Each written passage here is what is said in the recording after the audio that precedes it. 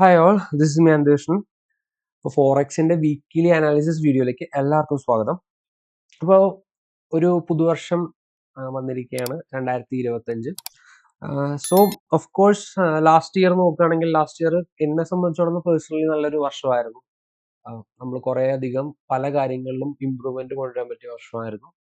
പക്ഷെ നമുക്ക് ചെയ്യണമെന്ന് ആഗ്രഹിച്ചിട്ട് നടത്താൻ പറ്റാതെ ഒരുപാട് കാര്യങ്ങൾ ഉണ്ടായിരുന്നു ലാസ്റ്റ് ഇയർ. അത് ഈ കൊല്ലം 2025 നെക്സ്റ്റ് ഇയർ അതിന് നല്ലൊരു തുടക്കമായിരിക്കട്ടെ എന്നുള്ളൊരു പ്രതീക്ഷയിലാണ് ഞാൻ. അതോടൊപ്പം തന്നെ നിങ്ങൾക്കും എല്ലാവർക്കും ട്രേഡിങ്ങിലേക്ക് കടന്നു വന്നിട്ടുള്ള പുതിയതായിട്ട് വന്നിട്ടുള്ള ആൾക്കാരുണ്ടാവാം, അല്ലെങ്കിൽ വർഷങ്ങളായിട്ട് ട്രേഡ് ചെയ്തുകൊണ്ടിരുന്നിട്ട് ഒരു പ്രോഫിറ്റ് എന്നുള്ളൊരു സ്റ്റേറ്റിലേക്ക് എത്താൻ പറ്റാത്ത ആൾക്കാരുണ്ടാവാം. സോ എന്തൊരു കാര്യമായാലും അതിനൊരു സ്ട്രഗ്ലിംഗ് ഫേസ് ഉണ്ട് തീർച്ചയായിട്ടും. ഇപ്പോൾ എന്ത് പ്രൊഫഷൻ ചൂസ് ചെയ്താലും ഇപ്പൊ ട്രേഡിംഗ് ആയിക്കോട്ടെ, ട്രേഡിങ്ങിനും തന്നെ ഒരു സ്ട്രഗ്ലിംഗ് ഫേസ് ഉണ്ടാവും. അപ്പൊ അത് കഴിഞ്ഞു കഴിഞ്ഞാൽ കുറേ അധികം കാര്യങ്ങൾ നമ്മൾ പഠിക്കും. എന്തൊക്കെയാണ് ഇമ്പ്രൂവ്മെന്റ്സ് കൊണ്ടുവരേണ്ടത്, എങ്ങനെയാണ് ഒരു സെറ്റപ്പ് ബിൽഡ് ചെയ്യേണ്ടത്, ദെൻ റിസ്ക് മാനേജ്മെന്റ് എങ്ങനെ ഫോളോ ചെയ്യണം. ഇത് റിസ്ക് മാനേജ്മെന്റ് എന്നൊക്കെ പറയുന്നത് വെച്ച് കഴിഞ്ഞാൽ അതിനിപ്പോ നമുക്ക് പേപ്പറിൽ എഴുതി വെച്ചാൽ നമുക്കത് അറിയാം, ഓക്കെ ഇങ്ങനെയൊക്കെ കാര്യങ്ങളാണ് ചെയ്യുന്നത്. ബട്ട് അത് ലിറ്ററലി നമ്മൾ ലൈഫിലേക്ക് ചെയ്യുന്ന സമയത്ത് ഒരുപാട് പ്രശ്നങ്ങളുണ്ടാവും. അതും ഡിഫറെന്റ് പീപ്പിൾ ഡിഫറെന്റ് രീതിയിലായിരിക്കും ഇത് വർക്ക് ചെയ്യുന്നത്. പലർക്കും കറക്റ്റായ രീതി എന്ന് നമുക്കിത് പറയാൻ പറ്റില്ല ട്രേഡിങ്ങിൽ. കാരണം വെച്ച് കഴിഞ്ഞാൽ ഇത് വർക്കൗട്ട് ആയി എടുക്കുന്ന രീതി അത് സെൽഫായിട്ട് റിയലൈസ് ചെയ്ത് നമ്മളത് നമുക്ക് എങ്ങനെയാണോ ആപ്റ്റ് ആയിട്ടുള്ളത്, നമുക്ക് എങ്ങനെയാണോ സ്യൂട്ടബിൾ ആയിട്ടുള്ള രീതിയിൽ നമ്മൾ അതിനെ മാറ്റിയെടുക്കുക എന്നുള്ളതാണ്. സോ നമ്മുടെ ഈ ഒരു അനാലിസിസ് വീഡിയോയുടെ ഒരു ഉദ്ദേശം എന്ന് പറയുന്നത് തന്നെ അതില് നിങ്ങൾക്ക് കോൺട്രിബ്യൂട്ട് ചെയ്യാവുന്ന കുറച്ചധികം കാര്യങ്ങൾ. അപ്പോൾ ഈ ഒരു വീഡിയോ ഞാൻ ചുമ്മാ അനാലിസിസ് പറഞ്ഞു പോകുന്ന ഒരു വീഡിയോ ആയിട്ട് അല്ല ഉദ്ദേശിക്കുന്നത്. കാര്യം എന്ന് വെച്ച് കഴിഞ്ഞാൽ ഞാൻ പാസ്റ്റ് വീക്സിൽ ഇപ്പോൾ ഏകദേശം 2 മാസത്തിനടുത്തുമായി നമ്മൾ അനാലിസിസ് വീഡിയോസ് പോസ്റ്റ് ചെയ്യുന്നു. അപ്പോൾ ഒരു ആഴ്ചയിൽ, ഇനി വരാൻ പോകുന്ന ആഴ്ചയിൽ എങ്ങനെയായിരിക്കും മാർക്കറ്റ് എന്നുള്ളൊരു പ്രഡിക്ഷൻ ആയിട്ട് ഒരിക്കലും നിങ്ങൾ തന്നെ കാണരുത്. കാരണം വെച്ച് കഴിഞ്ഞാൽ ഇപ്പോ ജാതകമൊക്കെ പറയുന്ന ആൾക്കാർ ഇന്നത് സംഭവിക്കുന്നു പ്രഡിക്റ്റ് ചെയ്യുന്നില്ല. അതുപോലെ ഒരു പ്രഡിക്ഷൻ വീഡിയോ അല്ല ആക്ച്വലി നമ്മുടെ അനാലിസിസ് വീഡിയോ. ഓക്കെ, കോഴ്സ് ഞാൻ പറയുന്നുണ്ട് മാർക്കറ്റ് ഇങ്ങനെ പോകാൻ പ്രോബിലിറ്റി ഉണ്ട്, അങ്ങനെ പോകാൻ പ്രോബിലിറ്റി ഉണ്ട് എന്നൊക്കെ പറയുന്നുണ്ടെങ്കിൽ കൂടെ ഇത് എൻ്റെ ഒരു ഉദ്ദേശം എന്ന് പറഞ്ഞു കഴിഞ്ഞാൽ ഒരു ഡയറക്ഷണൽ ബയാസ് അല്ലെങ്കിൽ നമുക്കൊരു കൺവിക്ഷൻ ആണ് ഉദ്ദേശിക്കുന്നത്. മാർക്കറ്റ് എങ്ങനെ എവിടേക്ക് മൂവ് ചെയ്യുന്ന അറിയുന്നതാണ് എന്നെ സംബന്ധിച്ചിടത്തോളം ഫസ്റ്റ് സ്റ്റെപ്പ്. ഓക്കെ, അപ്പൊ അത് ഫൈൻഡ് ഔട്ട് ഫിഗർ ഔട്ട് ചെയ്ത് കഴിഞ്ഞാലാണ് എനിക്ക് ഷോർട്ട് പൊസിഷൻ എടുക്കണോ അല്ലെങ്കിൽ ലോങ് പൊസിഷൻ എടുക്കണോ എന്നുള്ളൊരു കൺക്ലൂഷനിലേക്ക് എത്താനായിട്ട് പറ്റുള്ളൂ. അപ്പോൾ ഈ ഒരു ഡയറക്ഷണൽ ബയാസ് ക്രിയേറ്റ് ചെയ്യാനാണ് ഫസ്റ്റ് ഞാൻ നോക്കുന്നത്. അപ്പൊ അതിന് എന്നെ ഹെൽപ്പ് ചെയ്യുന്ന കുറച്ച് കാര്യങ്ങൾ ഞാൻ ഈ വീഡിയോയിൽ ഷെയർ ചെയ്യാനായിട്ട് ഉദ്ദേശിക്കുന്നുണ്ട്. ഓക്കെ, അപ്പൊ അതില് പ്രധാനമായിട്ടും 2 കാര്യങ്ങളാണ് ഞാൻ നോക്കുന്നത്. ഒന്ന് മാർക്കറ്റിന്റെ സ്ട്രക്ചർ, മാർക്കറ്റ് ബുള്ളിഷ് സ്ട്രക്ചർ അല്ലെങ്കിൽ ബെയറിഷ് സ്ട്രക്ചർ. നിങ്ങൾ പലയിടത്തും കേട്ടിട്ടുണ്ടാവാം ഈ പറഞ്ഞ കാര്യം. വളരെ സിമ്പിൾ ആണ്. എന്താണെന്ന് വെച്ച് കഴിഞ്ഞാൽ മാർക്കറ്റ് ബുള്ളിഷ് സ്ട്രക്ചർ എന്ന് പറഞ്ഞാൽ ഇതുപോലെ ഒരു രീതിയിലായിരിക്കും മാർക്കറ്റ് മൂവ് ചെയ്യുന്നത് ബുള്ളിഷ് സ്ട്രക്ചറിൽ. സോ ഓരോ തവണയും ഈ ഒരു ഹൈനെ ബ്രേക്ക് ചെയ്ത് മാർക്കറ്റ് അടുത്ത ഹൈ ക്രിയേറ്റ് ചെയ്ത് റീട്രേസ് ചെയ്ത് ദെൻ പിന്നെയും ഇവിടെ നിന്നൊരു ഇമ്പൾസീവ് മൂവ്മെന്റ് തന്ന് അടുത്ത ഹൈ ബ്രേക്ക് ചെയ്ത് ഇങ്ങനെ ഈ രീതിയിലാണ് മാർക്കറ്റ് എപ്പോഴും മൂവ് ചെയ്യുന്നതായിട്ട് നമുക്ക് കാണാനായിട്ട് പറ്റും. ഇത് ഏത് ടൈം ഫ്രെയിം എടുത്ത് നോക്കിയാലും, ഏതൊരു സ്മോൾ ടൈം ഫ്രെയിമോ അല്ലെങ്കിൽ ലാർജ് ടൈം ഫ്രെയിമോ ഏത് ടൈം ഫ്രെയിമിൽ നോക്കിയാലും നമുക്ക് ഈ രീതിയിൽ മാർക്കറ്റ് മൂവ് ചെയ്യുന്നതായിട്ട് കാണാനായിട്ട് പറ്റും. അപ്പൊ ഇത് മാർക്കറ്റിന്റെ ഡിറക്ഷൻ മനസ്സിലാക്കാനായിട്ട് എന്നെ ഹെൽപ്പ് ചെയ്യുന്നുണ്ട്. പിന്നെ മറ്റൊരു കാര്യം എന്ന് പറഞ്ഞു കഴിഞ്ഞാൽ ലിക്വിഡിറ്റിയാണ്. മാർക്കറ്റ് ഏതൊക്കെ ഏരിയയിലേക്ക് വരാം അല്ലെങ്കിൽ ഏതൊക്കെ ഏരിയ റെസ്പെക്ട് ചെയ്യാം എന്ന് മനസ്സിലാക്കാൻ എന്നെ ഹെൽപ്പ് ചെയ്യുന്ന ലിക്വിഡിറ്റിയാണ്. ഞാൻ ഇതിനു മുമ്പത്തെ വീഡിയോസിൽ ഞാൻ പറഞ്ഞിട്ടുള്ള ഒരു കാര്യമാണ് മാർക്കറ്റ് ഈ ഒരു ലെവലിലേക്ക് വരാനുള്ള സാധ്യതയുണ്ട് എന്നുള്ളത്. അങ്ങനെ സാധ്യത ഉണ്ടെന്ന് ഞാൻ പറയുന്നത് എന്തിന്റെ റീസണിലാണ്? ഞാൻ പറയുന്നത് ലിക്വിഡിറ്റി അവിടെ ഉള്ളത് കൊണ്ട് അവിടെ അത് കവർ ചെയ്യാം, അത് ടേക്ക് ചെയ്യാൻ സാധ്യതയുള്ളതുകൊണ്ടാണ് അങ്ങനെ പറയുന്നത്. അതിനൊരു ഏറ്റവും വലിയൊരു എക്സാമ്പിൾ ആണ് നമ്മുടെ ഈ ഒരു റീജിയൻ. ഈ ഒരു റീജിയൻ ഓൾറെഡി എന്റെ പാസ്റ്റ് ചാർട്ടിൽ ലാസ്റ്റ് അനാലിസിസ്, ഇതിനു മുമ്പത്തെ അനാലിസിസ് വീഡിയോസ് എടുത്ത് നോക്കിക്കഴിഞ്ഞാൽ ഈ സോണൊക്കെ ഞാൻ ഓൾറെഡി മാർക്ക് ചെയ്തിട്ടുണ്ടായിരുന്നു. ഓക്കെ. അപ്പൊ ഈ ഒരു സോൺ എന്ന് പറഞ്ഞു കഴിഞ്ഞാൽ ഇവിടെ ഒരു വോയിഡ് ഉണ്ട് ആക്ച്വലി. ആ വോയിഡ് മാർക്കറ്റ് ടേക്ക് ചെയ്യാൻ വരും എന്നുള്ളൊരു കൺസെപ്റ്റിലാണ് നമ്മൾ അവിടെ എന്താ ലിക്വിഡിറ്റി ഉണ്ട്. അപ്പൊ ആ ഒരു കൺസെപ്റ്റിലാണ് മാർക്കറ്റ് നമ്മൾ അവിടെ എക്സ്പെക്ട് ചെയ്യുന്നത്. അപ്പൊ ഇത് തന്നെ ഓരോ ടൈം ഫ്രെയിമിലും ഇതുപോലുള്ള ലിക്വിഡിറ്റി സോണുകൾ ഉണ്ട് പ്രധാനമായിട്ട്. അപ്പൊ പ്രധാനമായിട്ടും മേജറായിട്ട് നമുക്കിപ്പോ ഇത് FVG എന്ന് പറയും, ഫെയർ വാല്യുവേഷൻ ഗ്യാപ്പ്. നിങ്ങൾ പലരും കേട്ടിട്ടുണ്ടാവാം. സോ ഈ ഇതിനെ നമ്മൾ വോയിഡ് അല്ലെങ്കിൽ ഫെയർ വാല്യൂ ഗ്യാപ്പ് ഇങ്ങനെയൊക്കെ പറയുന്നുണ്ട്. അപ്പോ ഈ ഒരു റീജിയണിൽ മാർക്കറ്റ് പ്രൈസ് ഇമ്പൾസീവ് ആയിട്ട് മൂവ് ചെയ്തൊരു റീജിയൻ ആണ്. അപ്പൊ അവിടെ ഈ പറഞ്ഞ പോലെ ഓർഡേഴ്സ് എക്സിക്യൂട്ട് ആവാതെ കിടക്കുന്ന ഓർഡേഴ്സ് ഉണ്ടാവാം.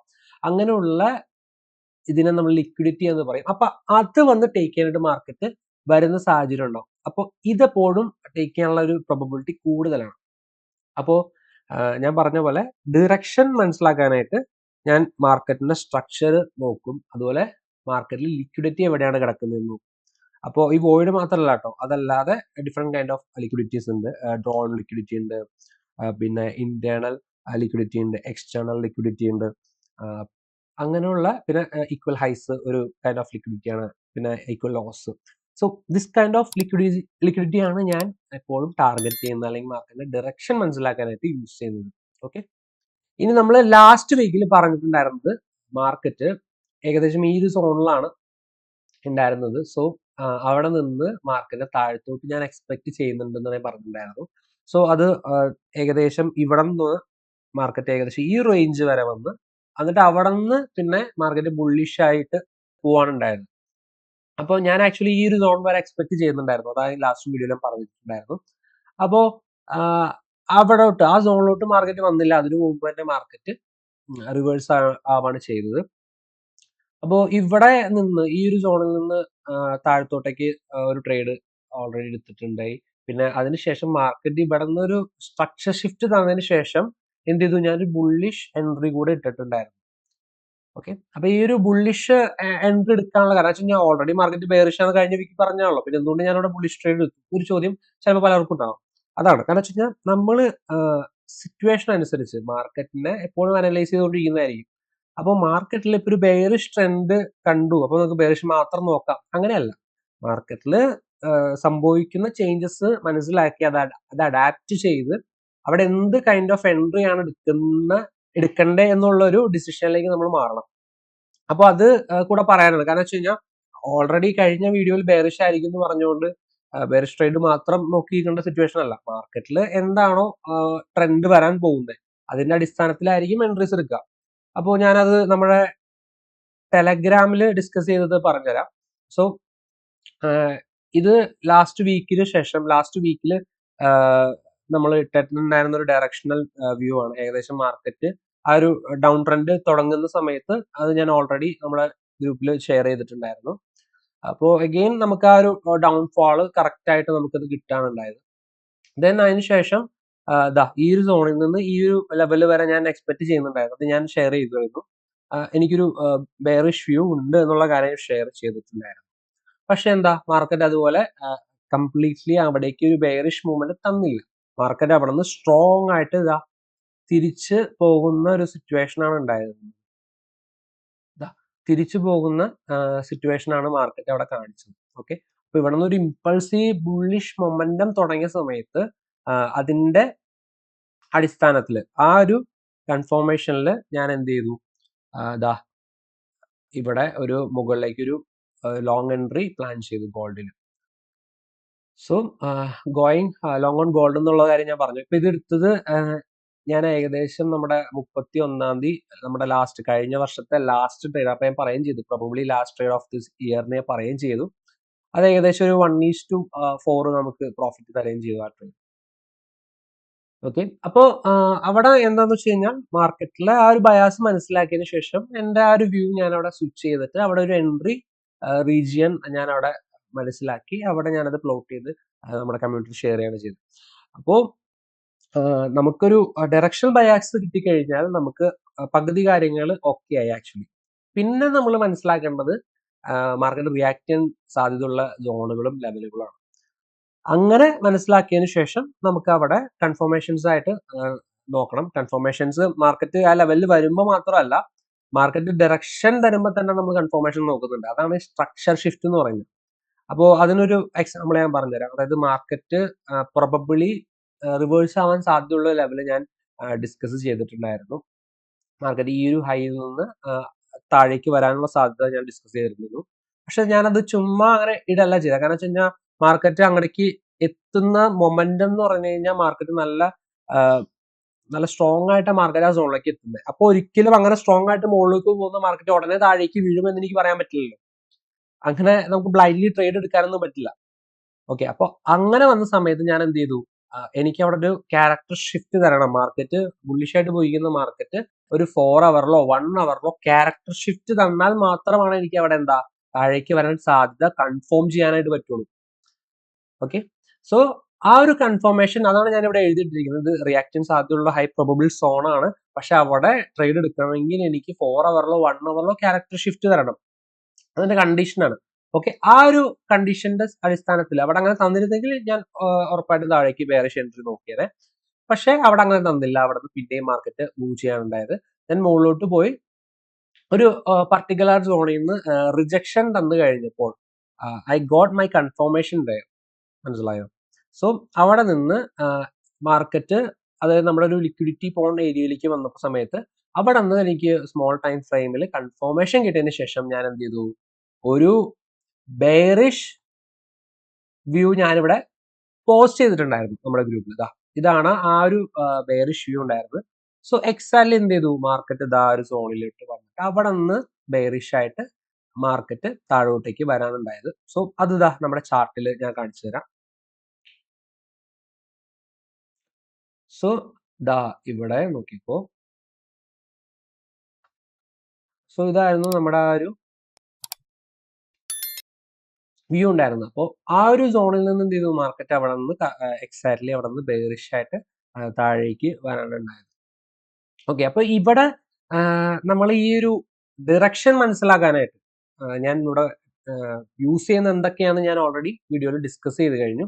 അപ്പൊ ഇതിന്റെ ഒക്കെ അടിസ്ഥാനത്തിലാണ് ഞാൻ ഈ പറയുന്നത് മാർക്കറ്റിന്റെ ഒരു ഡയറക്ഷണൽ ബയാസ് ഉണ്ടായിരിക്കാം എന്നുള്ളത്. അല്ലാതെ ഒരു പ്രഡിക്ഷൻ ആയിട്ട് ആരും ഇതിനെ കാണരുത് തീർച്ചയായിട്ടും. ഓക്കെ, അത് മാത്രമല്ല ഇത് ട്രേഡിലേക്ക് കൊണ്ടുവരുന്ന ഒരു കാര്യം കൂടിയുണ്ട്. നമുക്ക് ഡയറക്ഷൻ അറിഞ്ഞു കഴിഞ്ഞാൽ അത് ട്രേഡ് ആയിട്ട് എടുക്കാൻ ഉള്ള ഒരു കാര്യം കൂടിയുണ്ട്. അപ്പൊ അതും നിങ്ങൾ കറക്റ്റ് ആയിട്ട് ഫോളോ ചെയ്യണം. കാരണം നമുക്ക് ഓപ്പർച്യൂണിറ്റീസ് ഉണ്ടാവുന്ന സമയത്ത് കറക്റ്റ് ആയിട്ട് യൂട്ടിലൈസ് ചെയ്താൽ മാത്രമാണ് നമുക്കത് അതിനകത്ത് പ്രോഫിറ്റ് ആയിട്ട് എന്തെങ്കിലും കിട്ടുള്ളൂ. ഓക്കെ, സോ ഈ വീഡിയോ കാണുന്ന നിങ്ങൾ തീർച്ചയായിട്ടും അതിന്റെ ഒരു സ്റ്റെപ്പായിട്ട് എല്ലാവരും തന്നെ നിങ്ങൾ ഒരു ഫോറക്സ് അക്കൗണ്ട് ഓപ്പൺ ചെയ്യുകയും അതുപോലെ ട്രേഡ്സ് എടുക്കുകയും അത്യാവശ്യം പ്രോഫിറ്റ് ഒക്കെ ഉണ്ടാക്കാനായിട്ട് ശ്രമിക്കുകയും ചെയ്യാം.